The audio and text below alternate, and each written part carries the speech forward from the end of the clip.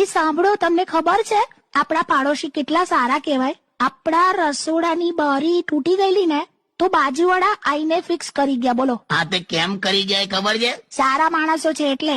ના, તું રસોડામાં કઈક એટલું ડેન્જર ખાવાનું બનાવે છે તે બાજુમાં એની સ્મેલ ના જાય એટલે એ લોકો એમના ખર્ચે બારી નાખી ગયા. સાવ નક્કામાં માણસો કહેવાય. એટલે હમણાં તો કે હારા માણસો કેવા આવું બોલતી હતી ને તું સમજ, એ લોકો ખોટા નથી. હમણાં તે ગુલાબ જળ નાખીને પનીર ટીકા બનાવ્યું હતું. અરે એ તો ગ્રેવી માટે પાણી પતી ગયેલું માટલામાં. તે ગુલાબ જળ વાપરવાનું. શાકમાંથી પરફ્યુમ જેવી સ્મેલ આવે, વઘારની સ્મેલ આવે, પછી પેલા લોકો નાખી જ જાય ને બારી રસોડામાં. એટલે હું એમને નડું છું એમ ને? નડવાનો સવાલ નથી વકા, તું પણ અમુક વસ્તુ તું સમજ. પેલો પિન્ટુડો હવે 8 મહિનાનું છોકરું છે ખાલી. હવે એના મા બાપ કસે જાય એટલે કોક વાર આપડી ત્યાં મૂકી જાય છે, અને હવે 8 મહિનાનું છોકરું છે એટલે એ રડે જ યાર જોર જોરથી. તે મેં ક્યાં ના પાડી, એટલે તો એને શાંત કરવા જોર જોરથી લોરી ગાતી હતી. સોજા રાજકુમાર. એટલે જ બાજુવાળાએ બૂમ પાડી કે બેન આના કરતા પેલાને રડવા દો. મરી ગયા. તમે જોજો ને, હું આ લોકોને છોડીશ જ નહીં. જો એને તો આજે જ આમ કહીશ કે હિંમત હોય ને તો એકલામાં આવીને મળ. આ તે ધમકી આપી કે ઓફર આલી? ધમકી. હારું લી, આ સોંગ